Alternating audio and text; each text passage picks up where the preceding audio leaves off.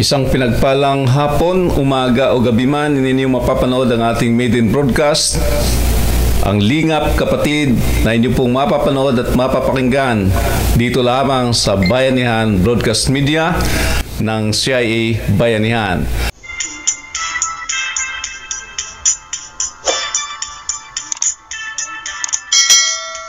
At kapiling po natin makasama sa hapong ito ay ang atin pong kapatid, si Pastora Edith Lim. Magandang hapon sa iyo, Pastora.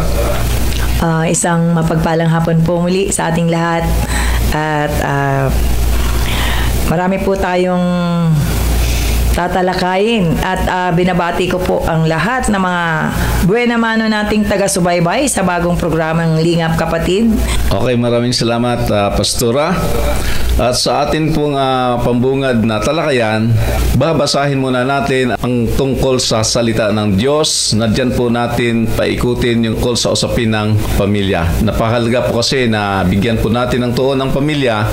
Dahil ang sabi nga, family is the smallest unit of society. Kaya pag ang atin pong sosyedad na ginagalawan ay magulo, ay malaki pong epekto ito at ito ay nag-uugat sa pamilya. Dahil ang pamilyang magulo ay madadala ito sa mga komunidad. Kung kaya nakikita at nasa saksyan po natin, Pastora, na naging magulo din ang ating komunidad o pamayanan na atin pong kinabibilangan. So anong salita ba ng Diyos yung ating paangklahan sa atin pong unang araw ng programang ito? Proverb o Kawikaan Chapter 1, verse 7, ang paggalang at pagsunod kay Yahweh ay pasimula ng karunungan. Ngunit walang halaga sa mga magmang ang aral at ang mga saway. So, diba? Ang ayaw palang tumalima doon sa mga magulang o pinapangaral ng magulang para sa ikatuto at ikakabuti ng kanilang mga anak ay isang palatandaan na ang batang ito ay isang mangmang. Yes. At ito'y madadala niya hanggang sa kanyang paglaki na hindi marunong magpapahalaga, lalo na yung tungkol sa paggalang sa mga magulang. Kung hindi na marunong gumalang ang isang anak sa kanyang magulang, ano pang inaasahan natin na paggalang makita natin sa kanya sa ibang tao? Kaya nga po tayo, kapatid, nandito ngayon kasi nais natin na mabago ang pananaw ng mga kabataan. Nawa ito po ay maging salamin o maging silbing panuntunan nila, no, sa kanilang mga pamumuhay. Dahil marami pong mga kabataan na medyo naliligaw dahil nga po sa kanilang pangsariling mga kagustuhan. Sila na yung nasusunod, halos hindi na sumusunod sa magulang. Kaya nga po, unang-una, pag tayo po ay talagang, sabi niya nga po sa Matthew 6:33, seek ye first the kingdom of God and His righteousness, all these things shall be added. Kaya nga po, dapat pangunahin natin na pagharian po muna tayo ng Panginoong Diyos. Kasi doon natin mauunawaan kung paano po natin dapat sundin ang salita ng Diyos. Napakagandang talata yan, Pastora. Yan po ay bahagi sa orientation po ng CIA Bayanihan, ng pagsusulong po natin na buhayin muli ang kulturang Pilipinong bayanihan tulungan, sapagkat ang ating programa dito sa CIA, yung pinaka mission po natin ay ipalaganap ang kabutihan. At ang kabutihan na yan, kung hindi nag-uugat sa pag-ibig, ay walang kabuluhan. Madali tayong mapagod, no? Madali tayong manghinawa doon sa mga ginagawa nating kabutihan. Subalit kung ang ating pagpapagal ay nakaugat ito sa pag-ibig ng Diyos na sa ating mga puso, hindi tayo basta-basta napapagod. Makaranas man tayo ng iba't ibang mga balakid, pero nagpapatuloy tayo sa ating mga ginagawa. Kaya napakahalaga na ang bawat isa, lalo na sa pamilya, na ang maging sentro ay ang Panginoon. Tama po yan, Brother Ben. So, napakaganda ng ating tinatalakay ngayon. Kaya nga po, pinamagatan natin itong programang Lingap Kapatid. Kasi nga po, generalize po, bata, matanda, napapaloob po dito. Maging sa salita ng Diyos nating tinatalakay ngayon, pangkalahatan po ito. So hindi lang sa mga bata, kundi para sa atin na rin po kung paano po natin susupilin, tuturuan o matuto sa ating sarili. Dahil wala naman po talaga tayong aasahan, di ba? Sabi niya, lalo na sabi ng Panginoon, huwag kang manahan sa sarili mong karunungan. Bagkus, dapat natin isangguni lahat ng ating mga binabalak, ang mga plano natin, nakasangguni talaga sa Panginoong Diyos. Amen. Ang sabi nga dito, no, sa Tagalog version ng Mateo 6:33, ngunit higit sa lahat ay pagsikapan ninyo na kayo'y pagharian ng Diyos at mamuhay ng ayon sa kanyang kalooban at ibibigay niya sa inyo ang lahat ng inyong pangangailangan. So, parang package deal ito, mga minamahal namin taga-subaybay at taga-pakinig sa ating palatuntunan, na kapag umiiral sa ating pamumuhay yung kalooban ng Diyos, lahat po ng ating kailangan, ang sabi rito, ay idaragdag na lamang ng Panginoon. Hindi na tayo maghihirap paano natin makuha yung mga bagay na kailangan natin sa bawat araw. Kasi pangako niya yon, basta inuuna natin siya, tsak, uunahin din tayo. Tama ba, Pastora? Amen. Amen. So, pero meron siyang, parang meron siyang nais ipaunawa po sa atin doon sa sinasabi niya na unahin, pagsikapang unahin. Kasi ibig sabihin, hindi po ganun kadali sumunod, no? Tama, kung ang mga bata, nahirapan sila sumunod sa rules ng kanilang mga magulang, ganun din po yung salita ng Panginoon. Kaya pag ito po ay nasa puso na natin, parang malaking treasure ito na nahukay mo, na higit pa sa ginto, no? Na napakahalaga ng pag-aaral ng salita ng Diyos. At kung ito po ay nasa puso na natin, hindi na tayo mahihirapan sumunod. Tama. At para po sa kaalaman ng lahat po na nakatunghay sa ating programa, ang Lingap Kapatid ay isang programa na non-sectarian. So wala po tayong pinopromote na anumang pananampalataya dito sa ating programa, kundi ito po ay pinag-uusapan natin ay ang salita ng Diyos na atin pong matutunghayan sa banal na Biblia. Kaya ano man ang iyong kinaaniban o kinabibilangan sa pananampalataya, welcome po ang lahat dito sa ating programa. At pwede rin po kayo magpa-participate sa ating programa na mag-comment po kayo dito sa baba. At iparating po ninyo sa amin ang inyong mga saloobin dito sa paksang ating tinatalakay. At maaari din kayong mag-suggest sa amin ng mga particular na issue na atin pong tatalakayin sa sunod po nating himpapawid sa ating programang Lingap Kapatid. Pwede rin sa atin yung counseling, prayer request. So yan, wini-welcome po natin yan. Ay kinikater po natin yan sa ating programa. Kaya nga po, malawak po ang dala ng ating paglingap sa ating mga kapatid, sa ating mga kababayan, kabarangay, kamag-anak. Mga KKK, no? Kasama din yung kamaritisan, no? Katsismisan. So yung mga KKK natin sa buhay ay i-convert natin dito sa pagkakaroon ng interest na makinig ng salita ng Diyos, kasi isang realidad na tayo ay mga estranghero, naglalakbay lang tayo sa mundong ibabaw. Hindi talaga ito yung lugar na kung saan manatili tayo. Parang dumadaan lang tayo sa lugar na ito. Kaya pagkamithiin natin na yung ating pinaka-ultimate destination ay atin pong marating, no? At hindi madaling marating kung kulang tayo doon sa requirements, kulang tayo doon sa mga kaalaman paano tayo makarating. Kasi kung titingnan po natin, Pastora, sa isang typical na turista, kasi tayo turista sa mundo, nung araw, nung wala pa yung masyadong application sa internet na magtuturo ng lugar kung saan ka pupunta, ang nakikita ko po doon ng araw yung mga turista may dalang malaking mapa. Binubuklat nila yung kung anong mapa na yan. Naghahanap sila sa paano kaya makarating doon sa Luneta. So, doon sa mapa, may mga instruction doon kung paano sila makarating. Yung mapa, yun yung magbibigay ng giya sa isang estranghero para marating nila yung isang lugar na ibig lang puntahan. Sa buhay paglalakbay ng espiritual po natin, ang pinakatanging epektibong giya para hindi tayo maligaw ay walang iba kundi ang Biblia. Salita ng Diyos. Tama, salita ng Diyos. Kasi sa salita ng Diyos, nandyan lahat ng direksyon, andyan lahat yung mga instruction kung paano tayo makarating. Ano ba yun? Mapa ng buhay ba yun?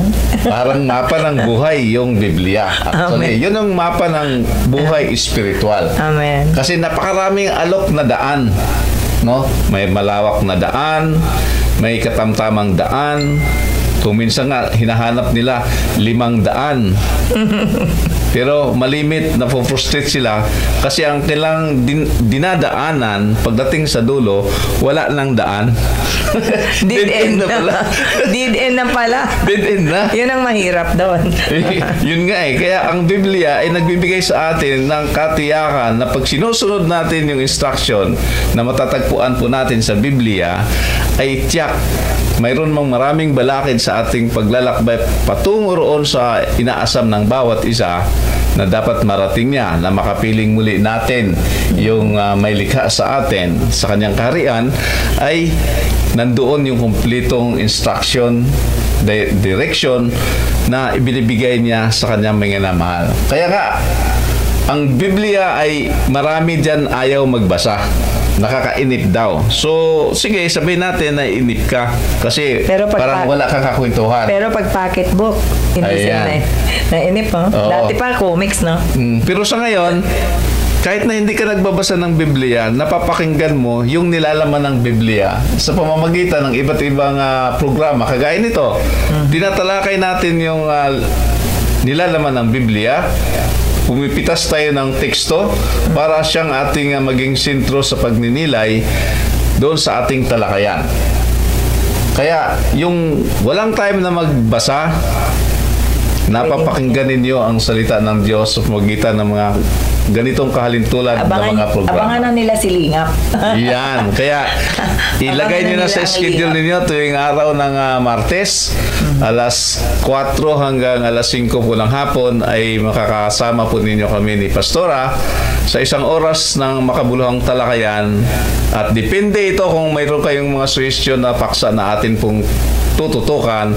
Yun po ang aming sentro ng pag-uusap dito sa Bayanihan Broadcast Media.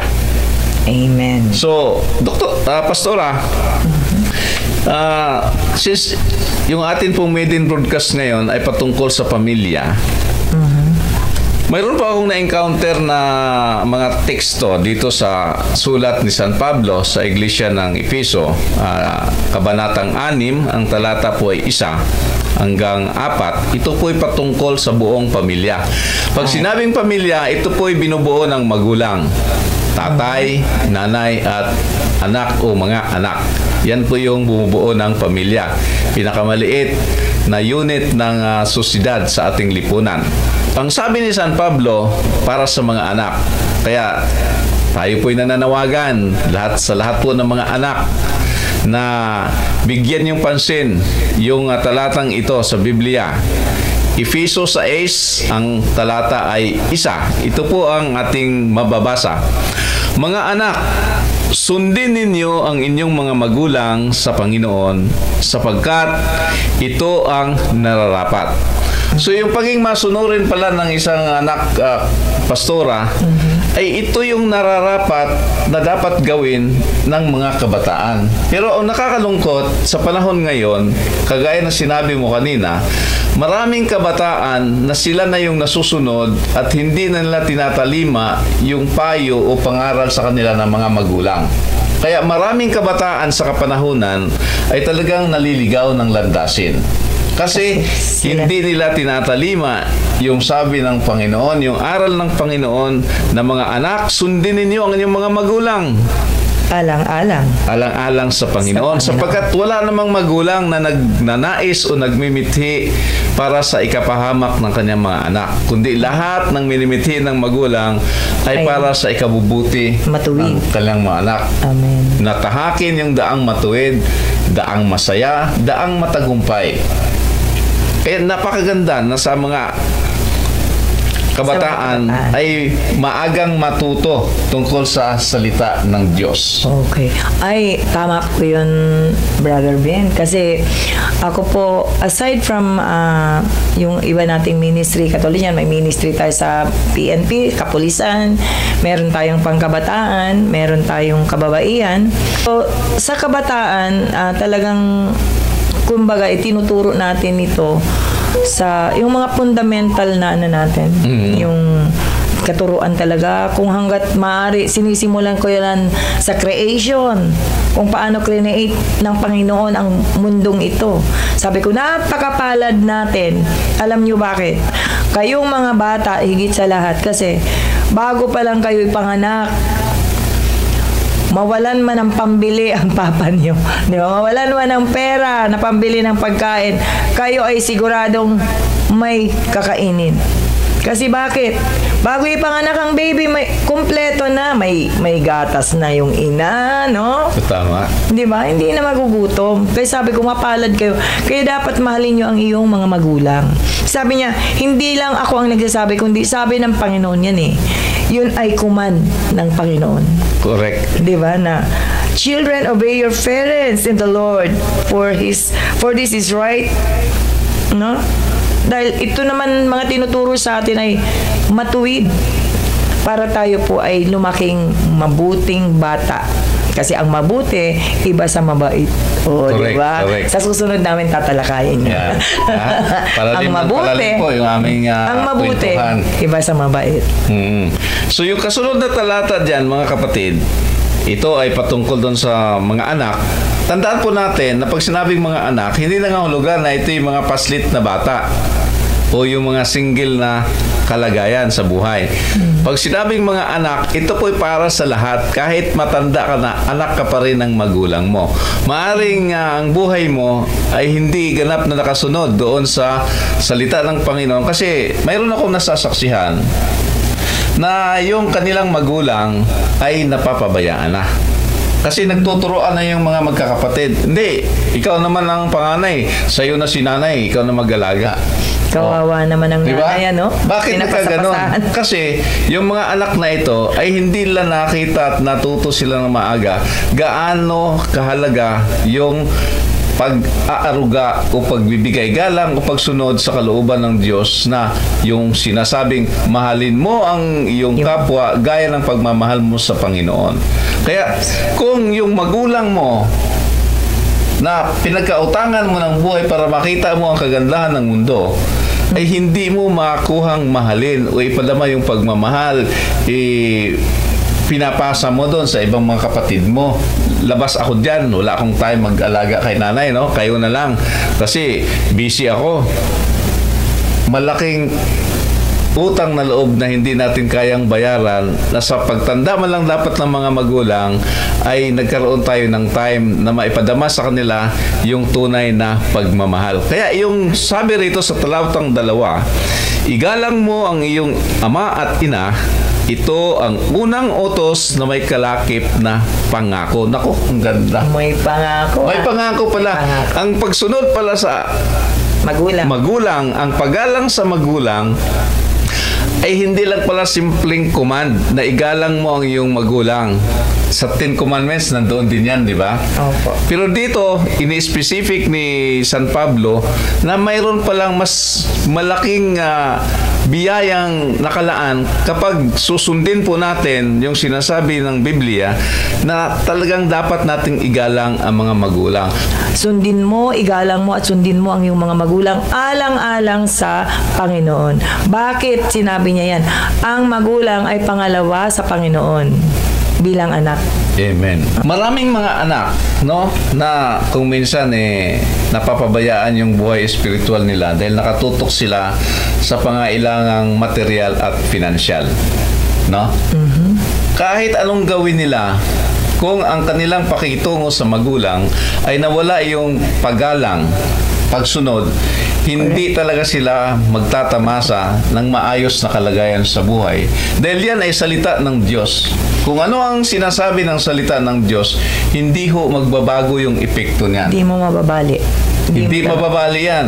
Hindi mapapabula. Kung yan, ito ay isang pangako na pag sinusunod po natin, yung bunga ng pangakong yan ay atin pong makakamtan. Ikaw, tama, ikaw na nanonood ngayon, ikaw ay giginhawa ang buhay. Paano ba ginhawa ang buhay? Yes, amen naman, agad. Maging maalwan ang pamumuhay mo, hindi ka magigipit sa lahat ng iyong pangailangan, at malayo ka sa mga disgrasya, malayo ka sa mga karamdaman, kasi kasama yan, holistic po yung blessings na ipagkakalob ng Panginoon doon sa pangakong ito na ang isang anak na maging masunurin sa magulang ay giginhawa ang buhay. Kaya kahit ang paghahanap buhay mo ay hindi subsuban na halos 24 oras ka nang nagtatrabaho, ay maalwan ang kalagayan mo sa buhay dahil ang hindi mo kayang gawin ay nagagawa ng Diyos na ikaw ay pagpalain ng higit sa iyong mga pangailangan bilang reward sa iyong pagiging magalang at masunurin sa iyong magulang. At saka, diba? kasi, Brother Ben, ano yun eh, yung mga magulang kasi, yan yung umbrella mo eh, taga-ano mo yan eh, taga-panalangin mo yan. Tama. Diba? Kung ano, pinapanalangin ka, lahat ng anak, ang nanay talaga ang nagsasakripisyo. Yung pananalangin para maging maginhawang anak, hindi magkasakit, 'di ba? Yun eh. Kaya dapat inaalagaan yun. Kaya bakit yung nangangalaga sa magulang ay lalong pinagpapala ng Diyos? Totoo yun. Kasi parang ang Diyos ang inaalagaan mo. Ayun, exactly. Kaya nga sabi niya, gawin natin sa magulang natin kung ano ang ito'y parang ginagawa na rin natin sa Panginoong Diyos. Tama. Kaya kung ikaw ay bastos sa magulang mo, paano mo pasusundin ang Panginoon? Paano mo irerespeto, igagalang kung ikaw ay isang bastos sa kapwa mo, paano mo masasabing mabuting bata ka? No? Correct. Kung ang kapwa mo hindi mo kayang irespeto, igalang, umahalin. Doon yun binabase ng Panginoon. Kasi sabi niya, mahalin mo ang iyong kapwa. Katulad ng pagmamahal mo sa iyong sarili. No? Gaano mo kamahal ang iyong sarili ngayon? Ayan. Kumbaga, parang napakadaling sabihin na, Lord, mahal na mahal kita. Yeah? O, diba? Totoo. Mahal na mahal kita, Lord, kahit anong mangyari. Basta mahal kita. Pero kung titingnan po natin ang realidad, ang isang bagay na hindi mo nakikita, ang hirap paniwalaan. Kung sasabihin natin sa Panginoon na mahal natin siya, na hindi natin nakikita, pero yung magulang mo, mga kapatid mo, yung kapwa mo nangangailangan ng iyong pagkalinga, ng iyong pag-ibig, ay hindi mo maipakita. Ang sabi na San Juan dyan, isa kang sinungaling. Yeah? Sinungaling. Minamahal mo yung hindi mo nakita, pero hindi mo maipapakita na mayroon kang pagmamahal doon sa mga taong nakikita at nakakasalamuha mo. Correct. Kaya ang pagmamahal pala kailangan nakikita sa gawa, parang pananampalataya. Ma-express po natin yan sa pang-araw-araw po nating gawain. At ang isang karugtong na pangako dito, Pastora, sa talatang 3, kasi lahat ay nagmimithi. Bakit nga ba ang lahat ng may sakit, kahit na magbinta ng ari-arian, magsangla, mangutang, lahat ng paraan gagawin para pangtustos doon, gumaling lang sa kanyang karamdaman at madugtungan ang kanyang buhay. Realidad yan sa lahat ng tao. Pero dito, kung pagnilayan nating mabuti, yung dalawang pangakong ito, giginhawa at hahaba ang iyong buhay sa lupa. So, ibig sabihin, nga anak na masunurin, magalang sa magulang, ang isang magandang pangako rito ay lalawig ang buhay mo dito sa lupa. Saka, Brother Ben, ang Diyos kasi, pag nangako, talagang pangako yan. Ayan, totoo yan. So, pag ang Diyos ay nangako, totoong pangako po yan. Hindi man ngayon, bukas, makalawa, basta may pangako siya, panghawakan niyo po ang pangako na yan. na pag ikaw ay isang mabuting bata, may point ka na kaagad doon eh. Lalawig ang buhay ko, pagpapalain ako. Amen. No? Kasi yun po ang susi ng mga kabataan na paano mo makuha ang pagpapala ng Diyos. Unang-unang punto, yun lang, yung ang mga magulang mo, mahalin mo, irespeto mo, pagsilbihan mo, no? Ano Correct. ba? Isipin mo na lang, in 9 months time, naglilihi, pinagbuntis, hanggang ilang buwan na naman, taon na naman ang bibilangin upang palakihin ka hanggang sa matuto kang lumakad, di ba? Ang hirap Totoo ng yan. pinagdadaanan ng magulang, isang magulang. Yung tatay naman, siyempre siya naman yung naghahanap ng buhay. Kahit ano na lang na trabaho, pinapatulan niya para lang may maitustos sa pangangailangan ng pamilya.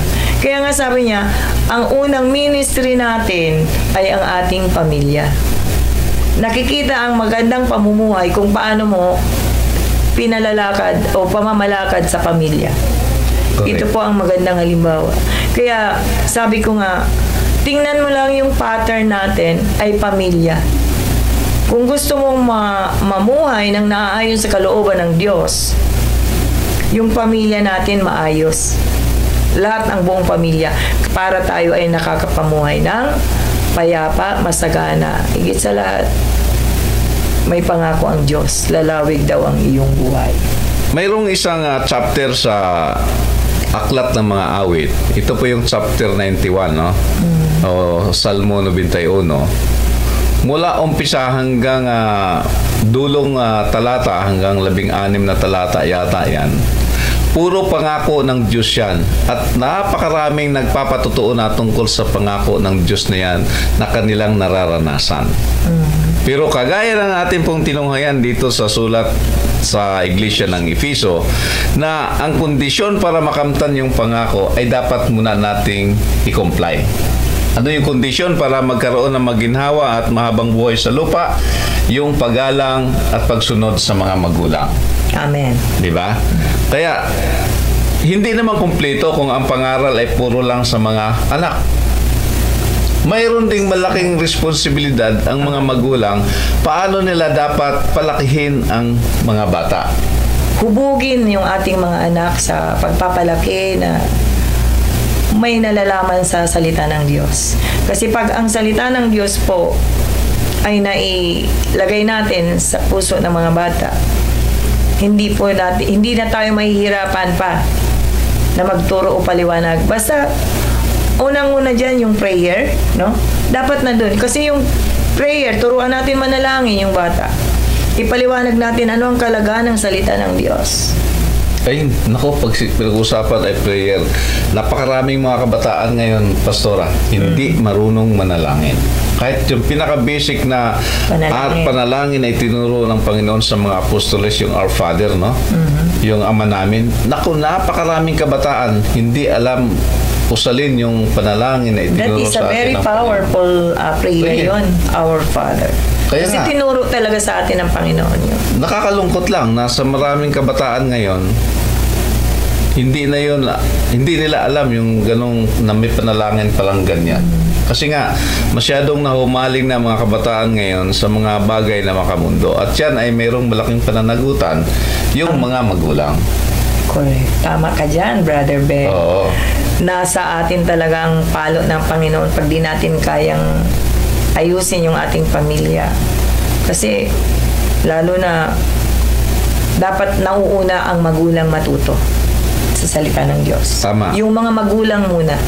Oo. Kasi paano mo pangangaralan ang iyong mga anak kung ikaw mismo ay wala kang lack of knowledge about the word, no? Correct. Kung wala tayong alam sa salita ng Diyos, ano ituturo natin? Kaya nga sabi niya, mapalad tayo kung merong nangangaral ng salita ng Diyos. Kasi ang pananampalataya natin ay dahil doon sa pakikinig. Yan. Romans 10:17. Paano tayo makakapakinig kung walang lingap, kapatid? O, di ba? Kaya ngayon po, inaanyayahan namin kayong laging abangan niyo po ang lingap, kapatid. Dahil dito po ay talagang marami po tayong tatalakayin tungkol sa ating pamilya, sa ating komunidad. Ito ay patikim lang po na talakayan po natin dito sa ating palatuntunang Lingap Kapatid. Tiyak, sa amin po mga usapan, kwentuhan ni Pastora Edith, ay mayroon po talagang aral kayong makukuha patungkol po sa inyong buhay. So kung itutuloy po natin hanggang talatang 4, ito naman ay patungkol sa mga magulang. No? Kung yung mga kabataan na atin pong nasaksihan sa ating pamayanan na kinabibilangan, ay talaga hong napakarami ng kabataan na bastos. No? Hindi na marunong gumalang sa mga nakakatanda sa kanila. Yung bang kung lumikha ng ingay habang naglalakad, sigaw-sigawan, wala na silang pakialam doon sa mga paligid na halimbawa, 10 oras ng gabi, nagsigaw-sigawan pa dyan sa labasan ng kalsada, naglilikha ng mga hindi ka nais-nais na mga ingay. Gayong ang karamihan ay nagpapahinga at kinabukasan ay mayroong maagang pasok. Pero sila ay wala nang pakialam. So dito naman ay makikita natin na yung mga kabataang ito ay reflection ito kung paano pinapalaki sila ng magulang. May mga magulang naman na nangangaral din. Sabi nga niya, ay anak, sabi ng tatay, anak, huwag kang huwag kang uminom ng alak. Yeah. Tapos uutosan niyang anak niya, ay Totoy, bumili kang muna ng beer doon, pabuksan mo na Hindi siyempre curious si Totoy nabuksan na, papunta sa bahay, tinikman. So alam na niya kung ano, ay masarap pala. So yun, nagkaroon ng idea si Totoy, makabili nga rin ako rito, makainom nang hindi rin nakita ni tatay. So may mga ganun na sinasabi ang magulang, pero taliwas naman doon sa actual na application doon sa kanyang inaaral sa kanyang mga anak. Kaya ang bilin po ng banal na aklat dito sa talatang 4, kabanata 6 ng Episo, mga magulang, huwag kayong gumawa ng mga bagay na ikagagalit ng inyong mga anak.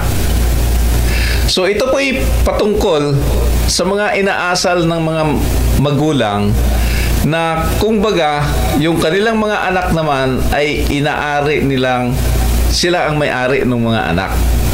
Kung ano ang gusto nila, sa ayat sa gusto nyo, anak lang kayo, dapat sumunod kayo sa amin. So, yun po ay hindi tamang pagdidisiplina sa mga anak, sapagkat ang taliwas po yan sa sinasabi ng Biblia. Kaya nga may mga kaso na ang magulang ay naipakulong ng mga anak dahil nga sa maling pamamaraan ng pagdidisiplina na naging brutal yung pagdisiplina ng mga magulang, sinasaktan ng husto yung mga anak, na hindi ho yan tamang pamamaraan ng pagdisiplina sa mga kabataan. Kaya ang sabi dito, sa halip, palakihin ninyo sila ayon sa disiplina at katuruan ng Panginoon. Balik na naman tayo doon sa Mateo 6:33, no? So papaano mo disiplinahin sa katuruan ng Panginoon kung ikaw magulang ay wala kang alam tungkol sa salita ng Diyos? Kaya mandatory po talaga, pastoran, ng isang magulang, bago maging magulang, dapat babad na siya sa salita ng Diyos. Kasi pag dumating ang time na siya ay magluluwal na ng sanggol, malaking kabawasan na sa kanyang oras ang mag-aral pa tungkol sa salita ng Diyos. Kasi mag-iiba na yung kanyang priority. Kung wala siyang background, no, di ba? May aalagaan na kung wala siyang background sa salita ng Diyos, at nabawasan yung priority niya na matuto sa salita ng Diyos, hanggang sa lumaki yung bata na hindi na igagabayan ng ayon sa panuntunan o aral ng Panginoon. Kaya sa mga kabataan, napakaganda na habang maaga pa ay natututo na kayo sa salita ng Diyos. Kaya mayroon tayong mga Sunday school, no? May mga catechism classes tayo. May mga Bible study. Oo. Para maaga nating matutunan kung ano yung sinasabi ng salita ng Diyos. Pero marami nga dyan ayaw kasi ang OA naman dyan. Ha? So, matagal pa akong mamatay At saka ba't yan ang pinag-uusapan? Isa pa, Brother Vin, yung meron kasing kabataan na pag na-experience nila yung pananakit ng magulang, di ba, na sa kanilang kamay na rin. Kaya sila nagkakaroon din na nananakit din ng mga kalaro. Kasi Tama. ang nakikita nila. Akala nila normal lang daw yun. Yung nagmumura. Akala ko po normal lang yun kasi naririnig ko yung kay Papa at kay Mama.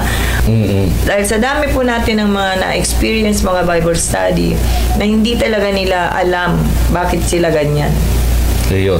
So kung yung ganong pag-uugali ay lumitaw kahit hindi itinuturo ng mga magulang, kundi yan ay bunga kung ano yung kanilang nasaksihan sa loob ng pamilya. Tama, So kung marahas yung pamamaraan ng mga magulang sa kanilang mga anak, nadadala po. dala po ng mga anak yan ang pagiging marahas paglabas ng tahanan. Totoo po yun. Kaya sila po yung kontributor ng kaguluhan sa kapaligiran. Kaya napakaganda talaga ng natin na hanggat maaari maturuan talaga sila ng mas maaga. Matuto talaga sila sa salita ng Diyos. Dahil ito po talaga ang pangunahin na kailangan natin sa buhay natin. Tama. Dahil bakit? Ang salita ay Diyos at ang Diyos ay salita. Correct. No? Kaya the Sa more- John 1:1. Kaya the more na nagbabad ka sa salita ng Diyos, mas lumalim yung pagkakilala mo sa Diyos. Correct. Oo. Tama po. Kaya naman, hinahikayat po natin yung ating mga viewers, no? Yung ating mga tagapakinig. Kasi yung ating pong programa ay parang tele-radio po ito, no? Pwede niyong panoorin at pwede rin naman napakinggan lang. Pwede niyong i-play ito kung abala kayo, hindi kayo nanonood. Pero yung amin pong usapan ni Pastora, yun yung pong napapakinggan. Kaya parang tele-radio po yung dating ng ating programang Lingap Kapatid. Ayan. So, walang dahilan na hindi niyo mapapakinggan. Sabi, busy kami, may ginagawa ako. Kasi nung araw, Pastora, nung hindi pa uso ang television sa probinsya, habang nagluluto, naglalaba si nanay, abay, nakikinig yan ng programa sa radyo. Tayo, libangan natin. So, ibig sabihin, yung pakikinig ay hindi hadlang kung mayroon tayong mga ginagawa sa bahay. Yung mga awiting makalangit, yan po ay hango sa salita ng Diyos sa Biblia. Mostly doon po pinapattern yung mga lyrics ba tawagin yan ng kanyang kanta, na habang pinapakinggan natin yan, salita ng Diyos yung ating napapakinggan at hindi lamang basta kanta. So, the more na nakikinig tayo ng mga makalangit na awitin, ay lumalim din yung pagkatuto natin sa salita ng Diyos. Opo, kasi nai-inject na-inject yan sa puso natin. Kaya nga, may tinatawag tayong parang merong tayong worldly worship, meron tayong heavenly worship. Yeah. Spiritual worship. So, ano ba yung Pastora, yung worldly worship? Worldly worship, yung mga, kunyari, mga Bon Jovi, mga ganon. Worldly yun eh. Yung mga rock, di ba? Rock-rockan sila eh. Rock-rockan. Although yun sa atin naman, natin yun na joyful praise, di ba? Worship song, yun. Sa kanila yung mga ballad, mga classic, yun. Sa atin naman, worship yun. Worship, tinatawag. Praise and worship. So kasi yung sinasabi mong rock-rockang worship ay kitang-kita po natin yung galaw nila doon. Kasi diyan na po pumapasok yung iba't ibang bisyo. Pag mayroong mga ganong gatherings na worldly worship, ito yung mga concert, ng mga rock concert. Sa mga ginagawang mga rock concert, dyan po umiikot yung illegal na distribution ng mga tinatawag po nating illegal drugs. Ito yung mga tinatawag na party drugs. Kaya marami dyan na ang mga kabataan na nahumaling sa ganong sitwasyon, no, na nasisiyahan sila. Karamihan dyan sa mga kabataan, itong mga youth po natin, tumataas yung tinatawag na rate ng yung early pregnancy. Bakit? Dahil sa kanilang pag-iinom ng alak, kasabay niyan mayroong mga tinatawag na party drugs na ito po yung nagbubudyo sa kanila sa makapundong bagay para gawin nila. Kung beyond control na nila yung kanilang mga ginagawa kasi ito na yung bunga o epekto ng mga pinagbabawal na gamot. no? Kumbaga, kontrolado na sila ng mundo. Oh, ang may alam ko diyan yung tinatawag lang ecstasy, no? Yes, oh. Mahal na party drugs ito, pero ito ay umiikot sa komunidad ng mga mayayamang kabataan. Pero kahit na hindi mayaman, kung mayroon kang kaibigang mayaman, ay naging bahagi ka kasi bibigyan ka rin nun. Hanggang sa ikaw nga ay nalulong na noon, pwedeng magnakaw ka na sa mga magulang mo. Magnakaw ka na sa ibang tao para makapag-produce ka ng pangbili noon dahil mayroong party. Yan po ang pamumuhay natin sa mundo na kung hindi natin maagapan ang ating mga kabataan, maaring malulong sila sa hindi mo alam pag uwi. Di ba? Okay. Kala mo okay lang siya. O naksang. Kasi yung iba naman ang kabataan kasi kaya nakakalusot din dahil yung mga magulang alis wala na rin time. Ayun. Hindi na sila na-check. Di ba? Although yung iba rin namang kabataan, minsan inaabuso nila porque yung mga magulang nila busy sa paghahanap buhay. Sinasamantala rin na yung oras na yon. Pero may mababait na bata na talagang from work sa bahay lang, from school sa bahay lang. Ayan. So, nangyayari yung pag-aabuso sa mga oportunidad ng mga kabataan na yan. Yun ay dahil din sa kakulangan ng tamang pagdidisiplina sa mga magulang. Ben, doon po yun sa minsan sobrang daming baon na hindi naman kailangan. Yun. Minsan, may pera. Di ba? Yung ng mga kaibigan punta tayo doon. Di ba? Gimmick tayo doon. Yung mga terms na ganun. Uy, may gigs doon. Yung mga ganun ba? Yun pala magpa-party-party. Na sila. Lalo na yung sobra-sobra sa baon na bata. Totoo yun. Kaya, bakit mas maraming na papariwara doon sa mga marami silang pera, may panggastos. Kaya ako'y tuwang-tuwa nung mapakinggan ko yung interview ni Ramon Ang. No? Napakayamang tao itong si Ramon Ang. Ang sabi niya, yung mga anak niya, hindi niya yan pinabaunan ng pera para pambili ng pagkain. Ang kanyang ipinabaon ay mismong pagkain. Para hindi sila magkaroon ng oportunidad na matutong gumastos. Makita nila kung gaano kahalaga, gaano kahirap pala kumita ng pera. Para pag may hawak silang pera, hindi sila yung gastos dito, gastos doon. Kasi nakikita na yung kahalagahan na ang pera ay hindi madaling kitain. Kaya tama yung sinabi mo na kapag ang isang kabataan ay labis ang baong pera na ibinigay ng magulang, yun po ay isang malaking problema. Naging daan para yung batang ito, yung sobrang pera niya ay magagamit doon sa pag-umpisa ng makikisama lang muna sa umpisa. KJ ka naman minsan lang halika dito. Minsan magko-combination pa yan. Meron ako rito 500. Laki pa. Ako meron din. Ayan. Ganon. So, minsan di natin alam yung alam naman natin na pag wala na sa paningin natin yung mga anak natin, hindi na natin hawak yan. Totoo. No? Kaya dapat talaga, magmula pa lang sa bahay nyo, sa loob ng pamamahay, alam mo na kung paano sila i-motivate kasi, hanggang anong oras lang ako nga yung anak ko dati, sinusundo ko talaga yan. Pag sinabi, mama ay sumama ako dito, magsi 6 o'clock, hindi saan ka ba? Talagang susunduin ko po yan kahit saan layo. Ayan. Kaya natuto siya na magpaalam, pag pinayagan ko, okay, pag hindi, di na magpipilit. Kasi susunduin ko po talaga siya kahit saan siya pumunta. So, ibig sabihin, may proper monitoring ang mga magulang doon sa mga anak. Kung nag-aaral ito, ay dapat alam ng magulang, ano ba schedule mo bawat araw? Para malalaman, anong oras ka dapat nandito na sa bahay? May time dapat talaga. Halimbawa, 6 o'clock na, dito na. Kasi may prayer time tayo. Ayun. Ganon. Then, bigyan talaga ng time kung hanggat anong oras lang sila sa labas, hanggang anong oras ka lang magsi-cellphone, hanggang anong oras ka lang sa TV, mga ganon. Ayun. So, hindi naman sobrang higpit, hindi naman sobrang luwag, kasi nga, para kung, di ba, parang ibon yan Sabi niya, may kanta nun, di ba?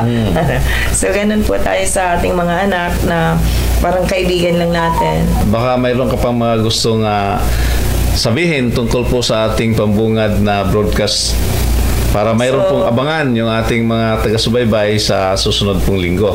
Yun, yung mga tagapakinig natin. Kayo po ay buena mano. Kaya salamat po sa ating mga taga-subaybay at abangan niyo po kami lagi tuwing Martes ng hapon. Anong oras yun? Alas 4 hanggang alas 5 po ng hapon. So, marami pa po tayong pag-uusapan at pwede po kayong magtanong kung ano pong